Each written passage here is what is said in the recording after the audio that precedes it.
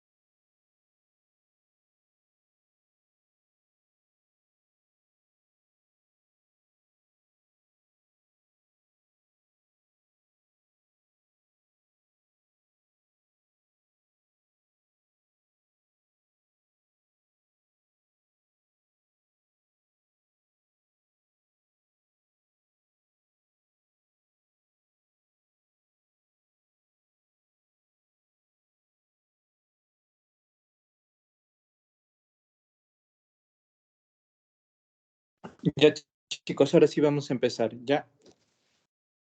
Me avisan si es que hay algún inconveniente con las imágenes o algo. Ya, entonces vamos a empezar primero con el tema de lo que es reacciones alérgicas. Sí, básicamente, lo que vamos a manejar, tienen que saber bien en lo que es reacciones alérgicas son estas tres, ¿sí? Urticaria, el angioedema y el shock anafiláctico. Entonces, esas tres tienen que saberlas identificar bien clínicamente porque recuerden que como es la parte práctica, pues en su mayoría deberían venir casos clínicos, ¿no? Entonces, parte de cómo ustedes afronten el examen va a hacer de que sepamos identificar apropiadamente una urticaria, ¿no? Entonces, en una urticaria, pues es una reacción alérgica en la cual va a haber aparición de la lesión típica que es abones y prurito, ¿no? Con enrojecimiento de la piel, ¿ya? Entonces, y secundario a la exposición a un determinado alérgeno, ¿no? Entonces, a la exposición a un alérgeno que puede ser un alérgeno ambiental, un alérgeno que está en contacto por la piel, un alérgeno por vía digestiva, etcétera. ¿Sí? Eso es en el caso de la urticaria. En el caso del angioedema, pues va a haber la tumefacción, ¿no? Es el síntoma, signo primordial, y puede haber dolor también asociado. Y generalmente, mientras que la urticaria puede ser en cualquier zona del cuerpo, el angioedema generalmente se encara en región distal de extremidades y en genitales, ¿sí? Y el shock anafiláctico es como que un estadio severo de estos dos, ¿sí? ¿No? El shock anafiláctico. Y la anafilaxia, que es el otro término que debemos conocer, la anafilaxia, es una urticaria o angioedema en la cual se agregan síntomas sistémicos, ¿sí? Síntomas sistémicos. ¿De qué síntomas sistémicos estamos hablando? ¿No? Del compromiso respiratorio, que está caracterizado por la aparición de sibilancias, por la aparición de insuficiencia respiratoria. También puede haber molestias gastrointestinales como dolor abdominal, diarrea. Entonces hay que identificar esos puntos para ver si nos están hablando de una afilaxia con probable shock anafiláctico o nos están hablando de una urticaria simple o un angioedema simple. Entonces, ya teniendo eso en consideración, pues lo que tenemos que hacer es ver cómo es el manejo, ¿no? Ahora, en cuanto al manejo, primero tenemos que definir si la urticaria es una urgencia o no, ¿no? Si no es una urgencia, pues estamos hablando de una urticaria aguda, como pueden ver acá, con una duración menos de 6 semanas, o una urticaria crónica con una duración mayor a 6 semanas, ¿sí? Vamos a hablar en lo que es urgencia. Si estamos hablando de una urgencia, ¿cuál va a ser el tratamiento urgente? Los anti-H1, ¿sí? Por vía oral. Si los cuadros son muy extensos o sintomáticos, podemos dar prednisona o metilprednisolona vía oral, ¿ya?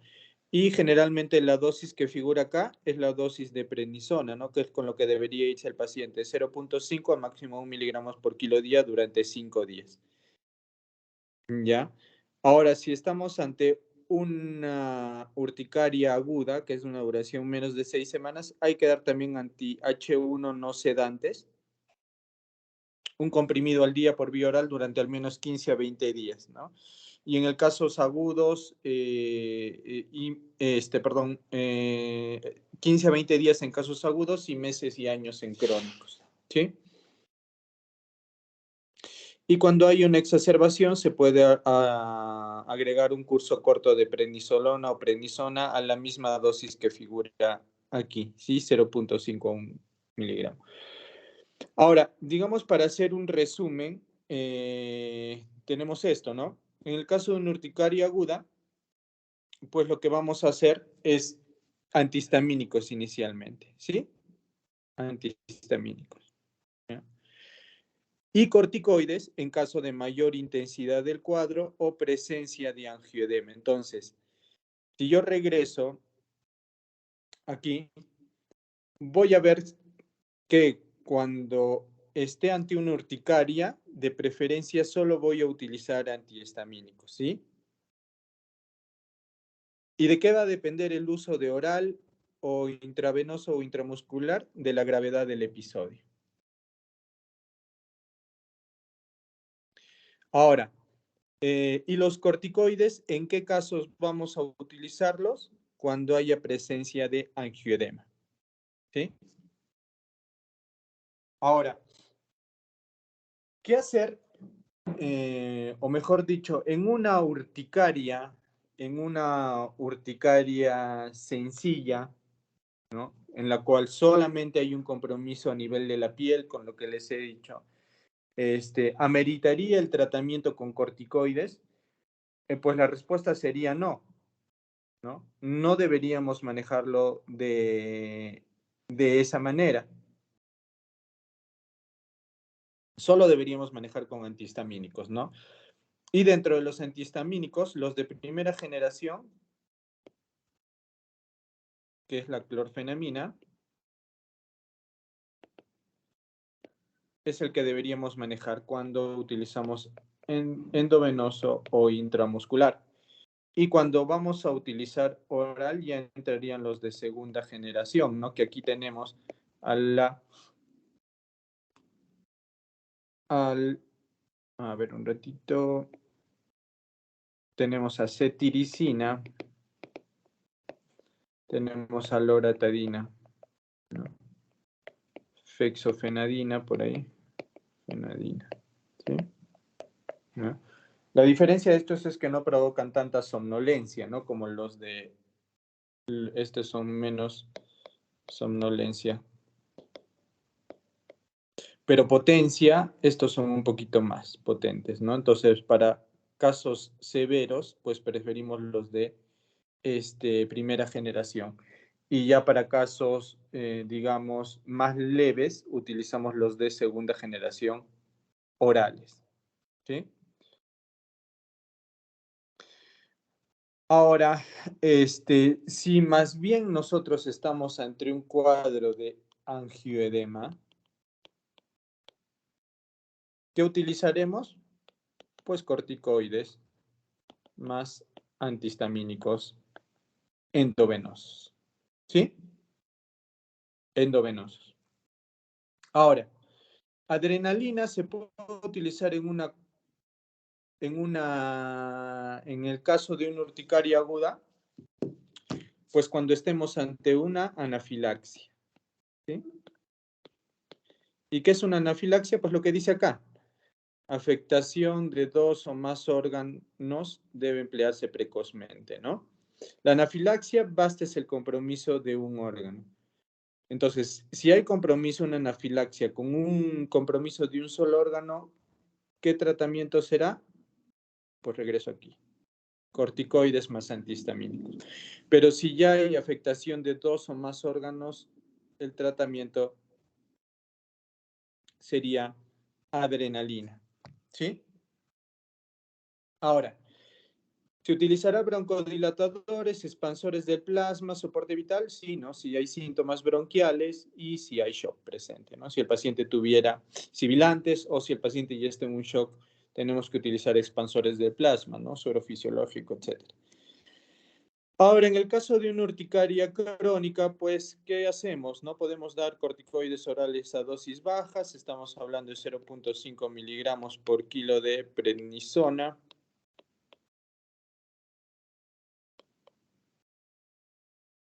¿Ya? Como dosis de ataque, luego podemos llegar a una dosis tan baja como 5 miligramos, ¿sí? Que es la dosis de mantenimiento generalmente. Utilizamos esta dosis de mantenimiento de 5 miligramos de prednisona, ¿sí? Podemos utilizar ciclosporina, doxepina, anti-H2, aquí entra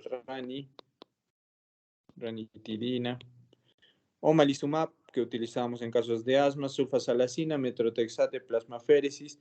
Los antihistamínicos de segunda generación podemos dar dosis hasta 4 veces la habituales, ¿no? La mayoría de los antihistamínicos, su dosis habitual es cada 24 horas una tableta, ¿sí? Y en casos, como dice, podemos dar hasta 4 veces lo habitual, se pueden dar hasta 2 tabletas cada 12 horas, ¿sí? Se debe subir escalonadamente, ¿no? Hasta obtener una respuesta. En cuanto a los corticoides de la prednisona, como dice de acá, hay que generalmente dar pautas cortas, ¿no? De 3 a 5 días, para evitar la aparición de una insuficiencia suprarrenal secundaria por el uso crónico de corticoides. Ahora vamos a pasar para el tema de angioedema, que más o menos ya lo habíamos comentado, pero hay un caso especial de angioedema, ¿no? Que estaríamos hablando básicamente del angioedema orofaringio. Para el caso del angioedema orofaringio, ¿cuál es el problema de este tipo de angioedema? Es que el compromiso de la vía aérea, ¿sí? Hay que evaluar si hay un compromiso de la vía aérea. Y básicamente, para repasar un poco, el angioedema puede ser histaminérgico o bradiquinérgico. En el caso de bradiquinérgico, pues es un angioedema hereditario, ¿no? Hereditario, este es de un curso más crónico, no se presenta de manera aguda, sino en varios días o semanas inclusive. Entonces lo vamos a dejar un poco de lado y nos vamos a enfocar en el histaminérgico, ¿sí? Entonces, si hay una vía aérea permeable, ¿a qué nos vamos? ¿Cuál era el tratamiento? Anti-H1 y corticoides, ¿sí? Pero si no tenemos vía aérea permeable, ¿a qué nos vamos a ir? A adrenalina, ¿no? Entonces, si ustedes les ponen un caso clínico de angioedema, en el cual la saturación ya está en 88 y les ponen cuál es el primer tratamiento, adrenalina, ¿no? Pero si es un angioedema y la saturación está en 98, ¿cuál será el primer tratamiento? Corticoides más antihistamínicos, ¿no? Entonces, eso tenerlo súper claro, ¿ya? Luego hay que valorar los 30 minutos. Si hay mejoría, pues se observa por 12 a 24 horas y dar tratamiento al alta con un anti-H1 oral cada 24 horas, generalmente los de segunda generación, una pauta descendente de corticoides, no hay que ir quitando los corticoides de manera progresiva.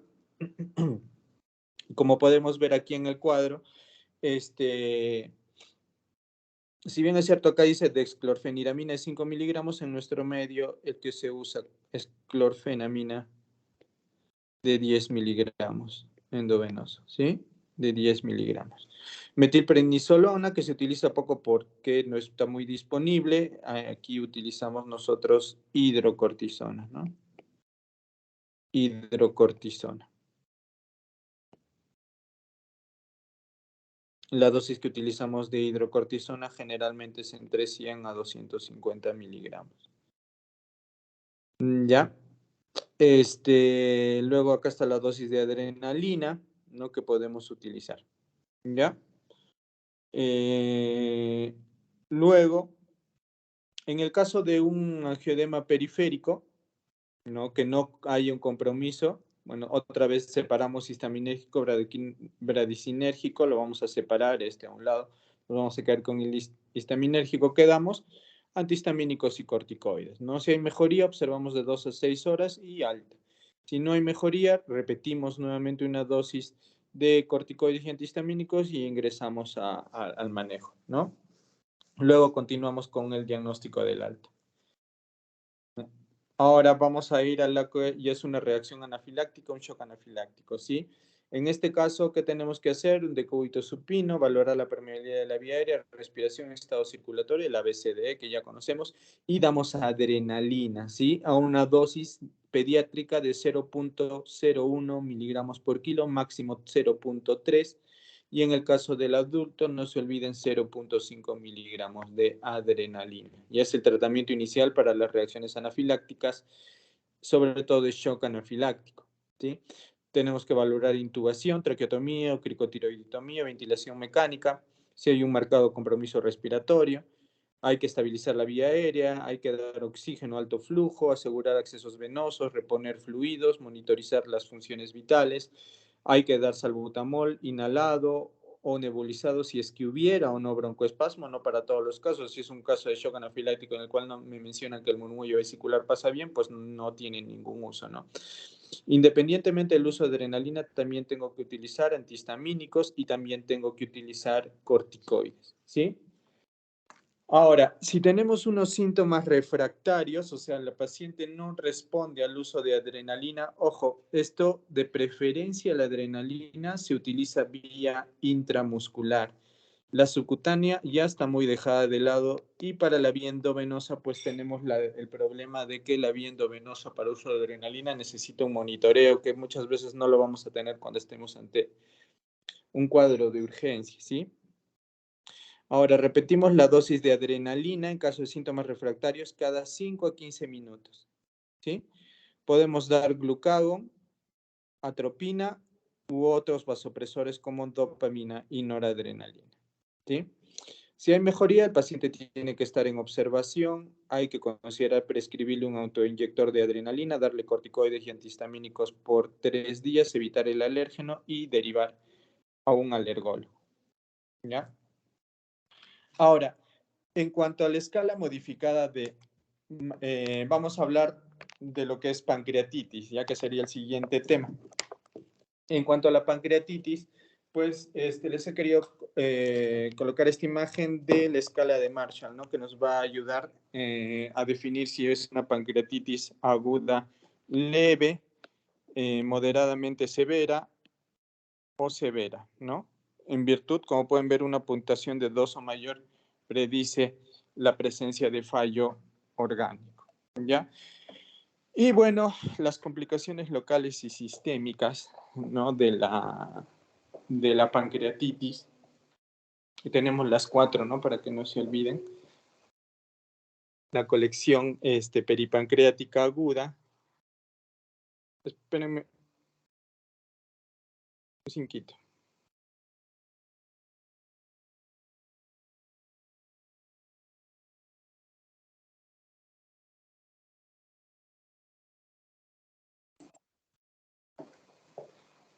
Ya, entonces tenemos, como les decía, las 4 complicaciones, ¿no? La colección peripancreática aguda, la colección necrótica aguda, el pseudoquiste y la necrosis encapsulada. No olvidarse que evoluciona en y evoluciona en ¿no?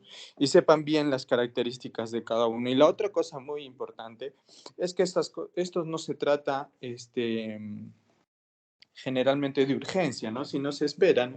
El tratamiento no es inmediato, sino simplemente esperamos entre 4 a 6 semanas y luego de eso ya definimos bien qué tratamiento le vamos a dar, ¿sí? En ese aspecto no hay que apurarse mucho, es algo que no nos va a complicar demasiado, ¿ya?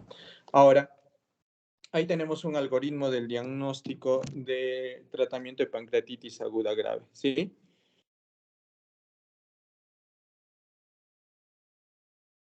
A ver.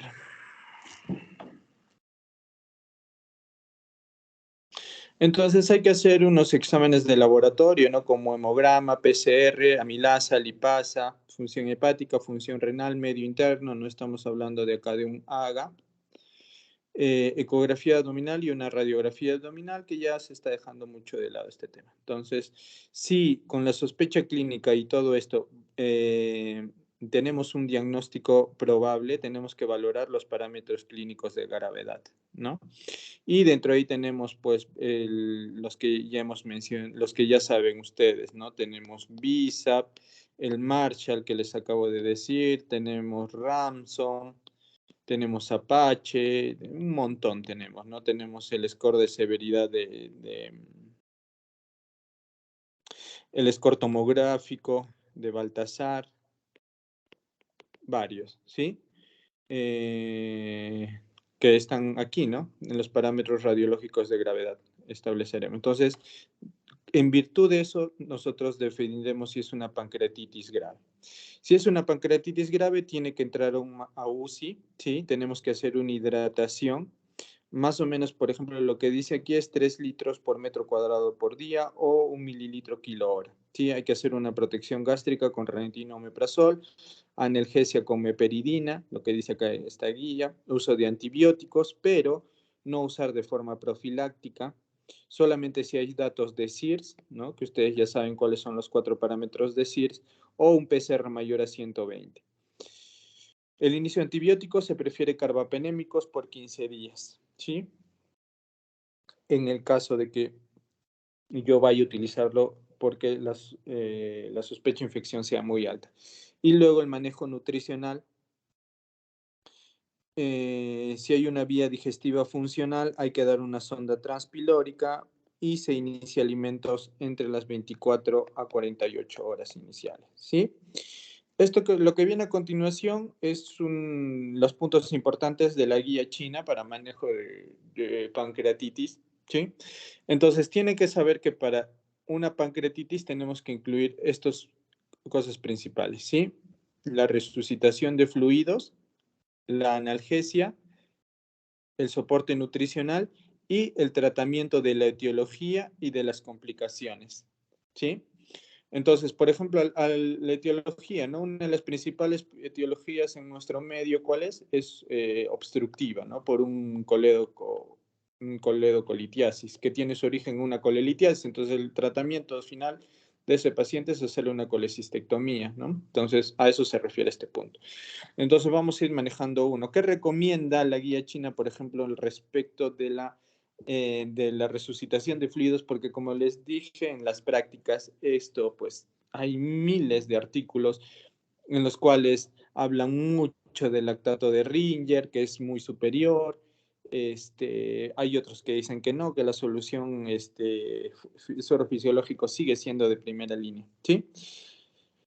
Entonces, ¿qué es lo que recomienda en esta guía? Que debe ser tratado inmediatamente con una solución de cristaloides, ¿sí? Independientemente de cuál, a un rango de 5 a 10 mililitros kilo hora, ¿ya? A un rango de 5 a 10 mililitros por kilo hora, ¿sí? Entonces estamos hablando de que, por ejemplo, si un paciente pesa 70 kilos y yo utilizo un rango entre 5 a 10 mililitros por kilo, pues esto me dará entre 350 y 700 mililitros por hora, ¿sí? Que es un volumen más adecuado. Ahora, actualmente se viene manejando estos puntos, ¿no? Los goals de tratamiento. O sea, no dar una hidratación a ojos cerrados, o sea, yo enmarcarme en este volumen y no salir de eso, ¿no? Sino ir ajustando ese volumen en virtud de qué? Del volumen urinario, de la presión arterial media, de la presión venosa central y de la saturación venosa de oxígeno, ¿no? En virtud de esos 4 criterios que lo llamamos el monitoreo dinámico, pues hacemos una mejor hidratación, ¿sí? Lo importante que tienen que saber de ese tema que es básico, la resucitación de fluidos, ¿sí? Es lo primero que debemos hacer, una adecuada reanimación de fluidos, ¿ya? Este, la analgesia, como les dije, también es importante, ¿sí? ¿Cuál es la que recomienda la guía? Pues que la analgesia mejora el pronóstico de los pacientes, ¿sí? Por tanto, es importante darla. Y tiene que ser de acuerdo a la condición de la enfermedad. ¿Ya? Respecto al tipo de anestesia, el tipo, perdón, de analgesia que debemos usar, pues ahí manejamos escalones, ¿sí? Escalón 1, 2, 3, 4, dependiendo de la severidad del dolor. Arrancamos con lo básico, AINES, paracetamol, metamizol, de ahí vamos con tramal, morfina, ya se está dejando mucho de lado porque se ha visto que provoca contracción del esfínter de Oddi, entonces por tanto puede empeorar el cuadro. En estos casos nos vamos con fentanilo, ¿no? O buprenorfina, que son los que tenemos con mayor intensidad. Previo a estos también podemos utilizar petidina, ¿no? Como una alternativa previa entre escalón 2 y escalón 3, ¿sí? Entonces esos vamos a tener ¿cualquiera de ellos, alguno de estos es mejor? No, ninguno. Lo que sí es que debemos ir en ascenso, ¿no? En ascenso. Otra recomendación, y que también es importante, de hecho, digamos que las dos primeras, lo primero que yo debo hacer ante una pancreatitis confirmada es hidratar y NPO, ¿no? Es lo básico que debemos hacer primero, porque si ese paciente come, pues va a estar mal. Si ese paciente no lo hidrato, va a estar mal, ¿ya? La analgesia es importante, pero no tanto como estos dos, ¿sí? ¿Y qué dice respecto a la nutrición? Que la nutrición oral o enteral debe iniciarse lo más pronto posible, de preferencia a las 24 horas. Entonces ese paciente tiene que estar en NPO mínimo 24 horas, ¿sí? Y que concluye también esta guía que la nutrición enteral es más eficiente que la parenteral. Entonces, si por ahí les viene una pregunta, ¿no? Paciente con pancreatitis que en su segundo día de evolución y que requiere inicio de dieta. ¿Cómo iniciaría la dieta? A, parenteral, B, oral, C, enteral. Pues la respuesta correcta es enteral, ¿no? Parenteral no, y tampoco por vía oral, ya porque no podemos hacer. Y dentro de las enterales, pues tenemos la vía con sonda nasogástrica o la sonda nasoyeyunal, ¿no? Cada una, pues, los estudios demuestran que ambas pueden ser usadas, ¿no? Ninguna es mejor que otra. Bueno, ahí terminamos el tema de lo que es pancreatitis, vamos a lo que es el tema de trombosis, ¿sí? En caso de la trombosis, pues si tenemos primero tenemos que partir de la sospecha clínica, ¿sí? Entonces, si yo tengo una sospecha clínica, ¿ya? Hago una ecografía, no, ahora, de la sospecha pasamos acá. Baja probabilidad a la evaluación. ¿Cómo estabilizo cómo mejor defino la probabilidad? Wells. Entonces, si es un Wells bajo, ya hay una ecografía normal, considerar otros diagnósticos. Si hay una ecografía normal, tratar. Si es una probabilidad moderada o alta y es una ecografía normal, mido dímero D. Si el dímero D es normal, seguimiento a los 3 meses. Si el dímero D está elevado, repetir la ecografía a los 3 a 7 días. Si la ecografía es normal, seguimiento a los 3 meses. Si la ecografía es anormal, tratar. Y si acá la ecografía es anormal, tratamos. ¿Sí?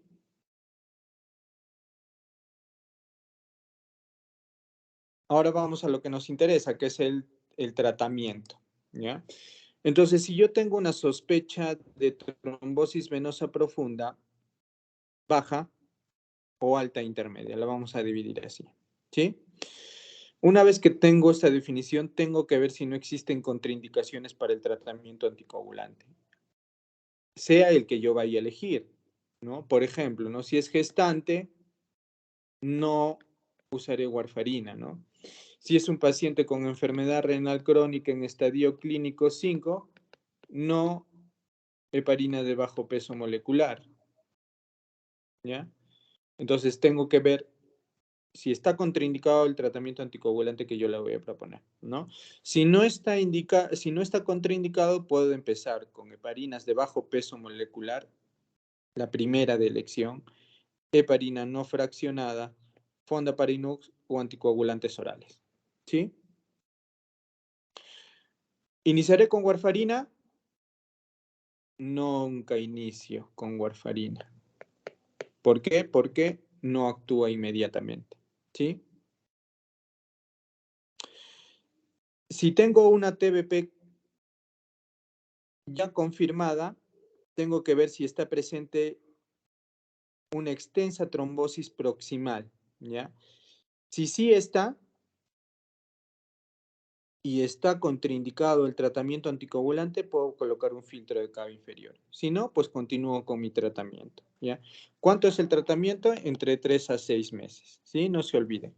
Ya la dosis de heparina de bajo peso molecular, la dosis de heparina no fraccionada, la dosis de los SACOT, ya se las he mencionado. Solamente recordarles que dentro de los SACOT es apixaban y rivaroxaban los que podemos utilizar de inicio, ¿no? Los otros dos ACOT entrarían junto con la warfarina, de los que nunca, ¿no? Acá estaría warfarina, acá estaría dabigatran y acá estaría edoxaban, de los que no podemos utilizar del SAC, ¿sí? Como les dije, el tratamiento de 3 a 6 días, de preferencia, denominamos el tratamiento inicial como los 5 a 10 primeros días, ¿sí? Y luego la prevención secundaria va a ser dependiendo de los factores de riesgo, ¿no? Para ver si le doy anticoagulación de por vida por un determinado tiempo, dependiendo de cuál sea el factor condicionante, ¿sí? Ahí les dejo, ahora yendo a lo que es tromboembolismo pulmonar, TEP, vamos a valorar el pronóstico, ¿no? ¿Con qué escala? Esta especie, ¿sí? Valoramos, no se olviden el punto de corte, 85 para decir si es bajo o alto riesgo, ¿sí? Ahora, si tengo un embolismo pulmonar sin inestabilidad hemodinámica, mucha atención a esto. Va a depender de mi probabilidad. Si es una probabilidad intermedia o baja, pues hago un dímero D. Si el dímero D me sale positivo, angiotem, que es el de elección, y con eso confirmo, ¿sí? Una vez que he confirmado, valoro el riesgo con PESI, ¿sí? Si el PESI me sale bajo, o sea, menor a 85, pues inicio anticoagulación. Si el PESI me sale más de 85, tengo que medir troponinas. Si las troponinas me salen altas, tengo que dar anticoagulante, pero tengo que monitorizar el estado hemodinámico, ¿sí? Porque se nos puede ir al otro lado. Y si las troponinas me han salido negativas, el riesgo es bajo, sigo con anticoagulante. Resumen de esto. Paciente con TEP y estable, el tratamiento, anticoagulación. Nada más. Alto riesgo. En alto riesgo, ¿qué tendremos que hacer primero? Tratar la hipoxemia, el shock o la hipotensión, ¿sí? Y tengo que iniciar heparina no fraccionada de preferencia, ¿sí? Sin necesidad de confirmar el diagnóstico todavía. Ahora, si el paciente tiene sobrecarga del ventrículo derecho o está en shock, ¿no? Hay inestabilidad hemodinámica, ¿cuál es el tratamiento? Trombolisis. No se olviden, ¿sí? Hay que trombolizar al paciente. Si no, anticoagulante. Nada más. Ya, chicos, ¿hay alguna pregunta?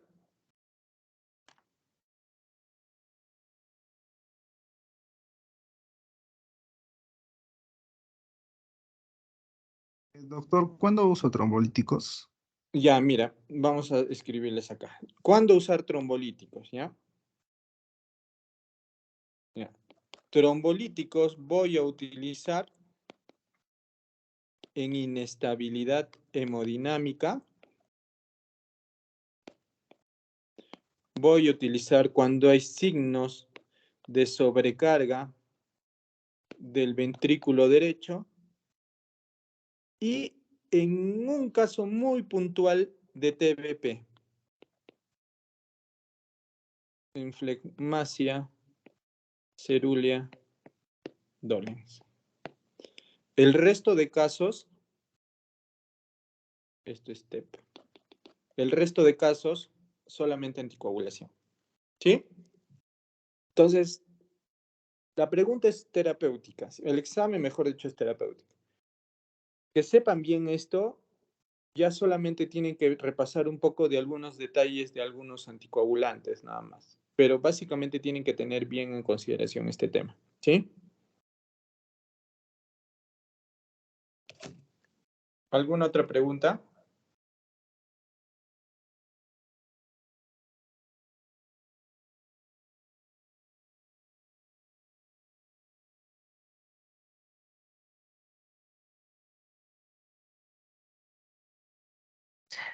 Doctor, una pregunta.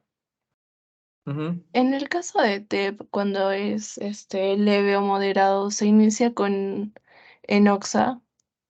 Sí, de preferencia en OXA. Pero Es en el severo sí o sí es salvo, heparina no fraccionada, ¿no? claro, salvo en severos, como está aquí, que se prefiere heparina no fraccionada, ¿no? Para casos en que haya hipoxemia, shock, hipotensión.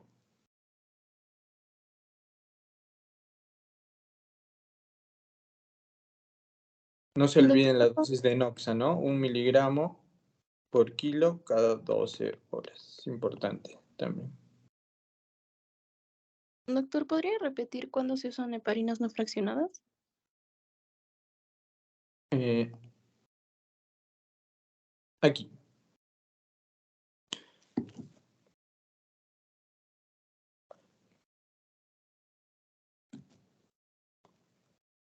Ahí. Entonces, si tenemos un paciente en el cual esté en shock o hipotensión, se puede utilizar eso. ¿Sí? Un paciente allá de alto riesgo, o sea, usamos heparina no Shock o fraccionada. hipotensión, sí.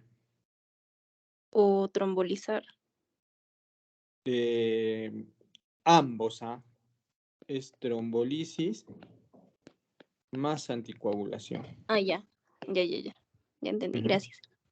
Ya.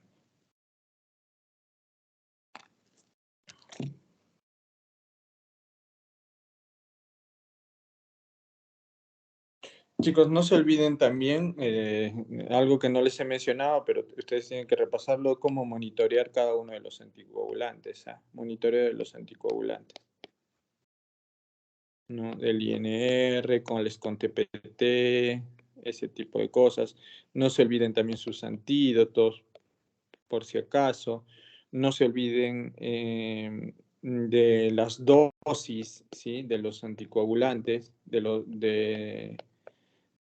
los principales. Apréndanse bien de warfarina, de heparina no fraccionada, de las heparinas de bajo peso molecular, y dentro de los NACOS yo les recomendaría aprender de Apixa y de Rivar, nada más. Ya, tenerlos bien presentes esos.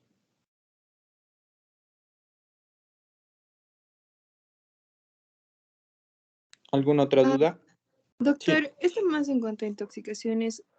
Cuando un paciente llega inconsciente, Ajá. nuestra primera actitud es pensar que es por benzodiazepinas. No, tu primera actitud es evaluarlo clínicamente y dependiendo de los signos y síntomas, llegar a una conclusión. Entonces, ahí que tendrás que ver, pues, ¿no? De pies a cabeza. Por eso hay los toxindromes, ¿no? Los toxindromes te ayudan a definir mucho eso.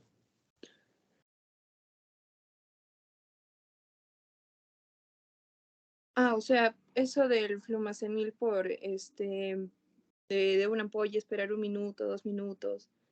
Si es que tu sospecha clínica es una intoxicación por benzodiazepinas, porque clínicamente te parece eso, sí. Pero, por ejemplo, ¿no? Si tienes un paciente con frecuencia respiratoria normal, pues muy difícil que sea intoxicación por benzodiazepinas, ¿no? Nada ganas dándole flumazenil. Claro, doctor, gracias.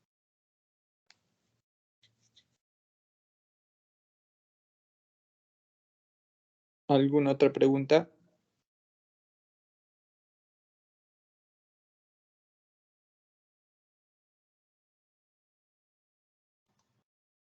Doctor, disculpe, en cuanto a lo que es, si me dice que tiene enfermedad renal crónica, no se le va a dar la heparina de bajo peso molecular, ¿verdad, doctor? O sea, nos pasamos a otra. Pero, o sea, si En me dice que le va a estadio dar clínico 5, ojo, estadio clínico 5. Estadio 1, 2, 3, 4, normal. Gracias, doctor. Uh-huh.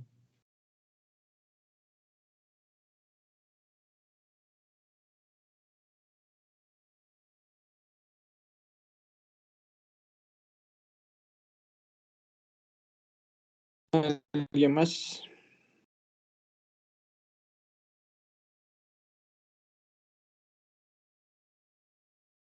Muy bien, chicos. No les deseo suerte porque sé que han estudiado full, están estudiando full, van a seguir estudiando, me imagino ahora. Como les comenté, generalmente los terceros exámenes son los donde más subimos las notas, ¿no? Entonces, enfóquense lo más que puedan y lo bueno que por lo menos en la parte práctica, como han podido ver, son temas que en la parte terapéutica son un poco más sencillos que en las fases anteriores. Entonces, no se hagan muchos problemas, no lo piensen demasiado, o sea, enfóquense en lo que les están preguntando, en qué cuadro clínico y cuál sería el mejor tratamiento. Entonces, lean bien las preguntas, ¿no? Mejor dicho, las alternativas, no se aceleren, lean bien la alternativa y digan, esto que me propone la alternativa estará bien para el cuadro clínico que tiene del paciente o la paciente, y ahí ya tomen la decisión de marcar, ¿no? Una respuesta correcta. Entonces, no se aceleren, lean bien su pregunta, establezcan primero un buen diagnóstico y una vez que estén seguros de su diagnóstico clínico, recién planteen una posibilidad, recién pónganse a ver las alternativas. ¿Ya?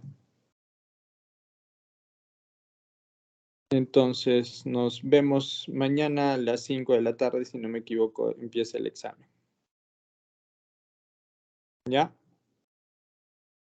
Cuídense mucho, estudien, tomen harto café. Gracias, doctor. Hasta mañana. Gracias, doctor. Gracias, doctor. Gracias, doctor. Gracias, doctor. Gracias, doctor.